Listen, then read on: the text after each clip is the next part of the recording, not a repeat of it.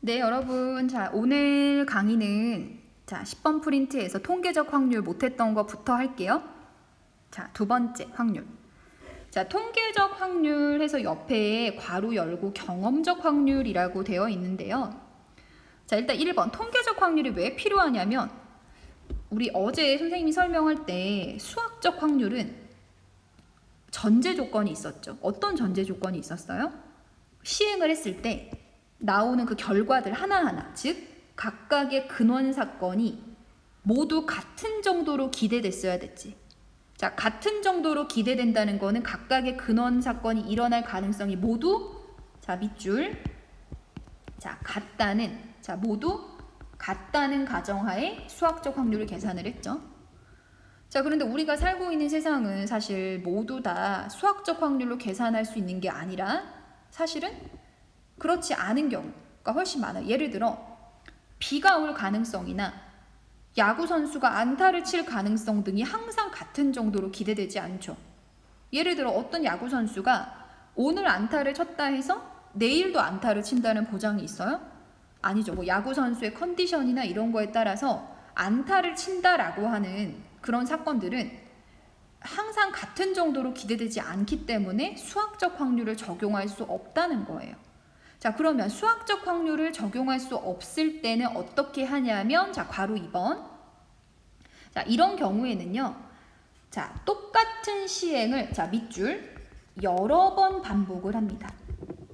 자, 그러니까 안타를 치는 거를 한 번만 관찰하는 게 아니라 여러 번 반복해서 구한 상대 도수를 통해 그 사건이 일어나는 경향을 추측한다라는 거예요. 자, 무슨 말이냐면 자, 예를 들어서 야구 선수가 100번 타석에 들어갔는데 17번의 안타를 쳤대요. 자, 이거는 한 번 타석에 들어가는 행위를 몇 번 반복한 거야? 100번을 반복한 거예요. 그러니까 100번을 반복을 해봤더니 그 중에서 17번 안타를 쳤대요. 그럼 이제 우리가 이 사람은 100번 중에서 17번 정도를 치니까 이 사람이 안타를 칠 확률을 17% 정도로 우리가 가능성을 점친다는 거죠. 자, 이제 여기서 상대도수라고 하는 거 어렵게 생각하지 말고 상대도수는 우리 중학교 때 배웠습니다. 전체 도수분의 그 계급의 도수였죠. 자, 다시 말해서 전체 100번 중에서 안타를 17번 쳤으니까 이런 식으로 상대도수를 계산을 하고 상대도수를 이용해서 수학적 확률을 쓸 수 없었던 상황에서 가능성을 추측하겠다라는 겁니다. 여기까지 괜찮으신가요? 자, 그럼 3번으로 가죠.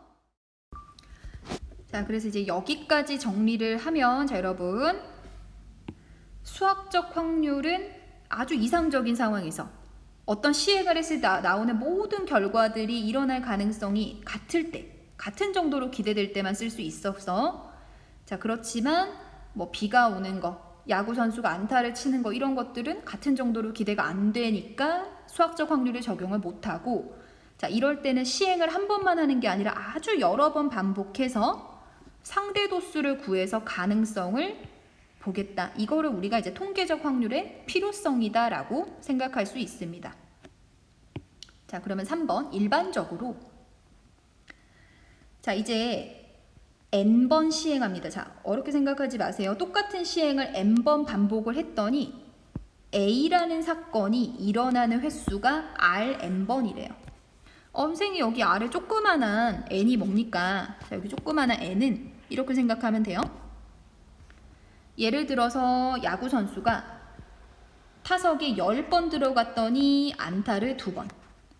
자, 100번 들어갔더니 안타를 17번. 1000번 들어갔더니 안타를 20번, 200번을 쳤다. 그러면 내가 시행하는 횟수에 따른 일어나는 사건 100에는 17 이런 식으로 n이 변할 때 시행 횟수가 변할 때마다 사건 A가 일어나는 횟수도 달라진다라는 뜻입니다. 자, 이때 이제 시행 횟수를 한없이 키우는 거야. 한없이 커짐에 따라 교실로 들어가 수학 준비를 하시기 바랍니다. 자, 이때 상대 도수를 구하면 뭡니까? 전체 n번 중에 A라는 사건이 Rn번 일어났죠. 자, 이 상대 도수가 일정한 값에 가까워질 때 이 값을 A의 무슨 확률이라고 한다, 여러분? 통계적 확률이라고 합니다. 자, 이 말 이해되십니까? 그러니까 내가 n번을 반복을 해서 그 중에 Rn번이 일어나는데 이제 n을 계속 늘리는 거예요. 여러 번 시행을 했더니 이 값이 어떤 P라는 값에 가까워져 가면 이 값을 통계적 확률이라고 정의를 했어요, 교과서에서. 이 말 이해되십니까? 자, 그러니까 예를 들어서 어떤 상황이냐면, 자, 아까 야구 선수의 타석의 상황을 생각하면, 자, 10번 중에 2번, 100번 중에 17번, 1000번 중에 200번 이런 식으로 시행 횟수를 늘릴 때마다 자, 상대 도수를 구하면 어떻게 됩니까? 이때는 10분의 2, 이때는 100분의 17, 이때는 1000분의 200 이런 식으로 상대 도수가 계속 변하죠. 그러면 n을 키울 때마다 이제 이 값들이 어떤 특정한 값으로 다가가면 이 별을 통계적 확률이라고 하는데, 자, 그런데 자, 아래 보세요. but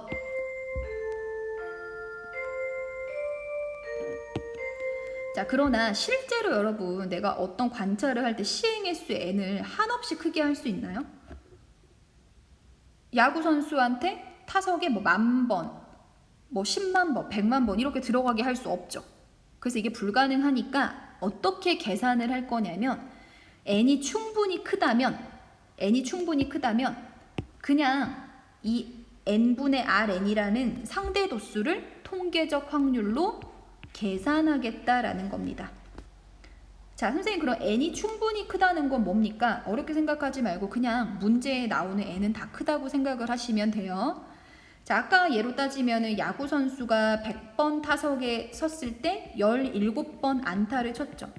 그러면 이 선수가 안타를 원래 칠 통계적 확률을 구하려면 100번이 아니라 1000번, 10,000번 세워야 되지만 그게 불가능하니 그냥 100번을 충분히 크다라고 생각하고 100분의 17을 이 선수가 안타를 칠 통계적 확률로 계산해도 좋다라는 얘기입니다. 이 말 이해되셨죠? 자, 그러면 마지막 4번으로 갈게요. 자, 이제 마지막 내용입니다. 자, 그렇다면 이제 수학적 확률과 통계적 확률은 어떤 관계가 있냐라고 생각을 할게요. 자, 주사위를 던지는 시행에서 2의 눈이 나오는 사건을 A라고 합시다. 자, 그럼 수학적 확률을 구하면 A의 확률은 얼마죠? 주사위 던져서 2의 눈이 나오는 확률은 전체 표본 공간 6개 중에 하나니까 6분의 1이죠. 자, 이제 이거를 통계적 확률로 생각을 하면 어떤 상황입니까? 자, 주사위를 6분의 1이라고 하는 거를 통계적 확률 상황으로 생각하면 주사위를 6번 던졌을 때 2의 눈이 몇 번 나온다는 거지. 6번 시행을 했을 때 2의 눈이 그럼 한 번 나오느냐 이걸 생각할 수 있는데, 자, 실제로 우리가 주사위를 6번 던진다 그래서 2가 한 번 나온다고 말할 수 있나요? 자, 6번을 던졌을 때 2가 한 번도 안 나올 수도 있고요. 2가 2번 나올 수도 있고. 그치? 자, 그래서 통계적 확률하고 여러분 보세요. 통계적 확률과 수학적 확률은 같다라고 말할 수는 없어요. 자, 그런데 시행 횟수를 아주 많이 키우는 거예요. 6번이 아니라 100번, 1000번 이런 식으로 시행 횟수를 아주 키우면 통계적 확률과 수학적 확률이 시행 횟수가 작을 땐 다르지만 n이 아주 커지면 통계적 확률이 점점 수학적 확률에 가까워진다라는 정리가 있고요. 자, 그 정리를 우리가 이제 뭐라고 하냐면 큰 수의 법칙이라고 합니다. 자, 그래서 이렇게 생각하시면 돼요. 자, 수학적 확률은 아주 이상적인 상황을 가정하고 푸는 게 수학적 확률. 자, 통계적 확률은 아까 선생님 여기 타이틀 옆에 보면 경험적 확률이라고 돼 있죠. 그러니까 경험에 의존해서 구하는 게 통계적 확률인데, 수학적 확률과 통계적 확률은 다를 수도 있어요. 6번 던졌는데 주사위 6번 던졌는데 2가 안 나올 수도 있다는 거죠. 자, 그렇지만 시행 횟수를 늘리면 통계적 확률이 수학적 확률에 가까워진다는 게 알려져 있고 그걸 큰 수의 법칙이라고 한다. 그냥 아 그렇구나 정도로 받아들이시면 되겠습니다.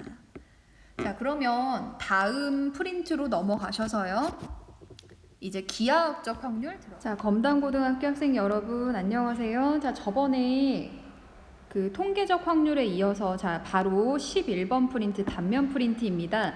자, 남은 시간에는 자, 우리가 확률의 기본 성질에 대해서 공부를 해볼 건데요. 자, 그 전에 앞서 자, 우리 확률의 종류에는 크게 몇 가지가 있었죠? 3가지가 있었죠. 자, 확률은 자, 크게 지난 시간에 배웠던 수학적 확률.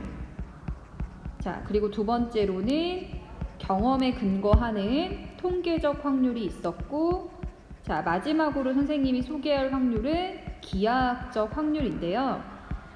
자, 기하학적 확률은 사실 우리가 뭐 문제에서 많이 다루지는 않지만 그냥 소개 정도로 하고 넘어가겠습니다. 자, 기하학적 확률이란 자, 수학적 확률을 계산할 때는 자, 사건의 경우의 수를 세워야 한다. 자, 그러나 길이, 넓이, 부피처럼 개수를 세는 게 불가능한 경우에 기하학적 확률을 이용합니다. 자, 무슨 말이냐면 자, 우리 수학적 확률을 계산하는 방법. 자, 어떤 A라는 사건의 확률은 자, 공식이 어떻게 됩니까? 분모는 자, 표본 공간의 근원 사건의 수, 즉 전체 경우의 수분의 자, 분자에는 사건 A의 근원 사건의 수, 즉 사건 A의 경우의 수 아닙니까? 자, 그래서 우리가 수학적 확률을 계산한다는 거는 사실 어떤 경우의 수를 하나하나 셀 수 있을 때, 자, 여기서 포인트는 수를 하나, 둘, 셋, 넷 이런 식으로 세는 게 가능할 때만 수학적 확률을 쓸 수 있습니다. 자, 그렇지만 모든 확률을 이렇게 세워서 구할 수 있는 건 아닌데요. 자, 그 예가 바로 아래 문제 1번입니다. 자, 문제 1번에 보시면 자, 문제 볼게요. 자, 중심이 모두 같은 3개의 원으로 이루어진 관역판이 있다. 자, 중앙의 원의 반지름의 길이가 1이며 바깥쪽으로 갈수록 반지름의 길이가 1씩 늘어난다. 화살을 쏘았을 때 3점짜리 관역을 맞힐 확률을 구하라고 했어요. 자, 근데 조건을 보니까 단 화살을 쏘면 무조건 관역판 안에 들어간대요. 그러니까 내가 화살을 쐈을 때 이 1점짜리 관역판을 벗어날 일은 없다라는 거죠. 자, 그럼 이제 우리가 경우의 수를 생각을 할 건데 자, 관역판 안에 들어있는 자, 보세요. 자, 이렇게 관역판이 있을 때 자, 이 점 같은 경우도 어때요? 관역판 안에 들어오는 상황이고 자, 이 점 같은 경우도 관역판 안에 들어오는 상황이죠. 즉 이런 점들 하나하나가 전부 다 내가 화살을 쏘는 시행에서 나올 수 있는 결과들 아닙니까? 이 말 이해되십니까? 자, 내가 화살을 쏘는 행위를 통해서 나온 결과들을 모두 모아 놓은 게 뭐냐면 지금 선생님이 초록색으로 색칠하고 있는 이 전체 관역판에 있는 점들이죠. 점들. 자, 근데 우리가 이 점의 개수를 세는 거 불가능하죠. 자, 그렇기 때문에 점의 개수를 셀 수 없기 때문에 넓이로 계산을 합니다. 첫 번째. 자, 전체 관역판의 넓이는요. 자, 전체 관역판의 넓이는 자, 중심에서 자, 하나씩 반지름이 1씩 늘어난다 했으니까 지금 반지름이 3이죠. 자, 그래서 반지름 3짜리 원의 넓이니까 파이 3의 제곱 따라서 9파이가 전체 관역판의 넓이가 되고요. 자, 내가 원하는 거는 3점짜리 관역판을 맞힐 확률이지. 그러면 자, 3점짜리 관역을 맞췄다는 거는 이 빨간 색깔 부분 안에 들어와야 하는 거죠.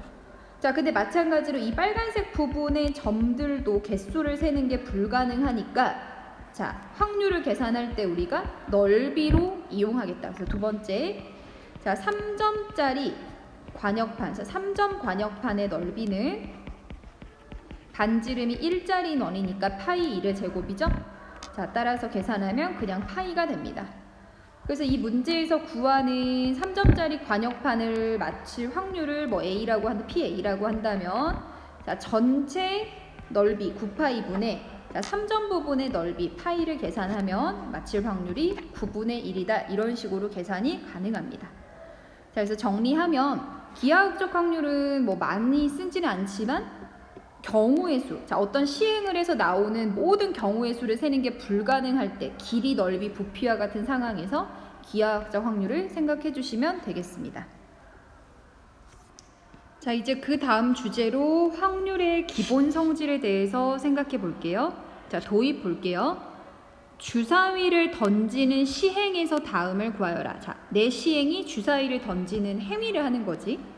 자, 그러면 내가 이 행위를 통해서 얻을 수 있는 모든 결과, 즉 표본 공간을 S라고 하면 표본 공간 S가 1, 2, 3, 4, 5, 6이죠. 자, 그때 1번.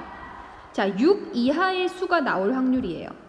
자, 그러면 6 이하의 수가 나오는 사건을 A라고 하면, 자, A가 누가 됩니까? 1, 2, 3, 4, 5, 6이 주사위를 던져서 6 이하의 수가 나오는 사건이죠. 그러면 우리 A의 확률을 구하면, 자, 분모 누구지? 자, 전체 표본 공간의 원소의 수분의 A라는 사건의 원소의 수인데, 자, 표본 공간의 원소의 수도 6개고 A라는 사건의 원소의 수도 6개죠. 자, 그래서 6분의 6을 계산하면 1이 됩니다. 자, 즉 6 이하의 수가 나올 확률이 얼마라는 거예요, 여러분? 1이라는 거죠. 자, 두 번째로, 자, 이제 우리가 생각할 거는, 자, 7의 눈이 나올 확률. 자, 어때요, 여러분? 주사위를 던져서, 자, 7의 눈이 나오는 사건을 B라고 하면요, B는 원소가 있어요? 자, 내가 주사위를 던지는 시행에서 7은 절대로 나올 수 없지. 그래서 B는 공사건이죠, 공사건. 자, 따라서, 자, 7의 눈이 나올 확률 PB는, 자, 전체 표본 공간의 원소의 수분의 B라는 집합의 원소의 수가 되고요. 자, 분모는 6, 분자는 공집합의 원소의 개수니까 0이 돼서 확률이 얼마입니까? 0이죠. 자, 그래서 정리하면 주사위를 던져서 7이 나올 확률이 지금 0이 됐다는 건데, 자, 여러분 잘 생각하면요, 보세요. 주사위를 던져서 6 이하의 수가 나오는 거는 너무 당연한 거지. 즉, 내가 어떤 시행을 했을 때 무조건 일어나는 사건이죠. 자, 다시 어떤 시행을 했을 때 무조건 일어나는 사건을, 자, 무조건 일어나는 사건을 우리가 뭐라고 하냐면 전사건이라고 해요. 뭐라고 한다? 전사건. 자, 그리고 주사위를 던져서 7이라는 수가 나올 수 있나요? 주사위 던져서 7의 눈이 나오는 거는 절대 불가능하죠. 이런 식으로 아예 일어나지 않는 사건을 우리가 뭐라고 하냐면 공사건이라고 하는데요. 자, 정리하면 반드시 일어나는 전사건의 확률은 얼마다? 1이다. 자, 그리고 절대 일어나지 않는 공사건의 확률은 얼마다? 0이다. 뭐 이 정도를 알 수 있겠습니다. 자, 그래서 자, 이걸 확장해서, 자, 괄호 2번. 표본 공간이 S인 어떤 시행에서, 자, PS는 얼마입니까? PS, 여러분?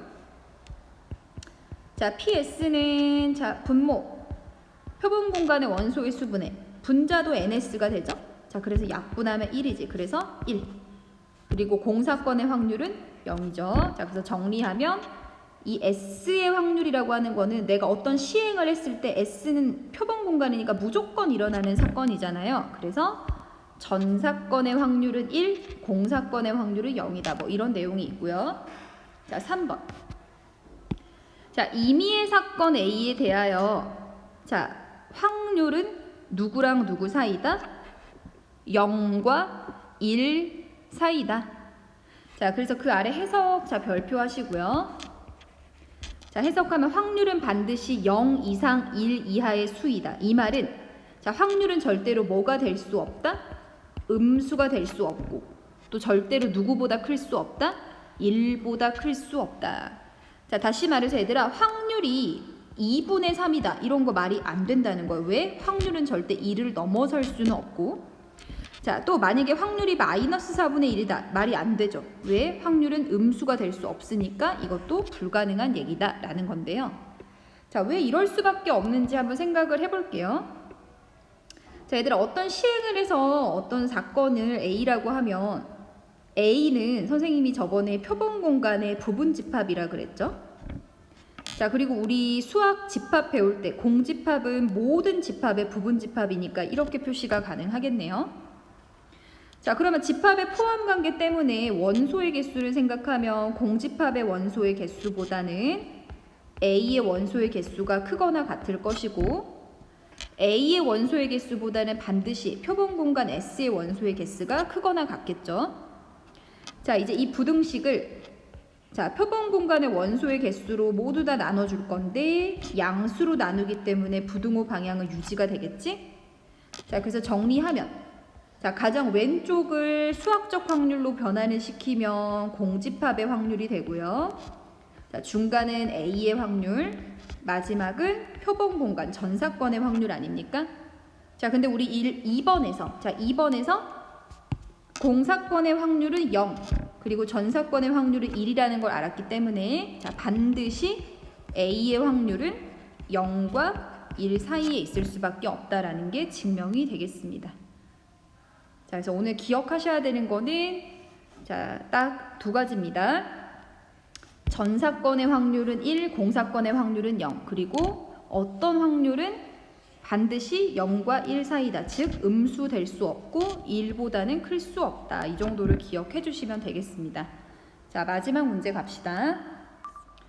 자, 문제 2번 그림과 같이 흰 공 2개랑 노란 공 5개가 들어있는 상자에서 임의로 3개의 공을 꺼낼 때 다음을 구하세요 라고 해서 임의로 3개의 공을 꺼낼 때, 자, 괄호 1번 노란 공이 포함될 확률을 구하라고 했는데요.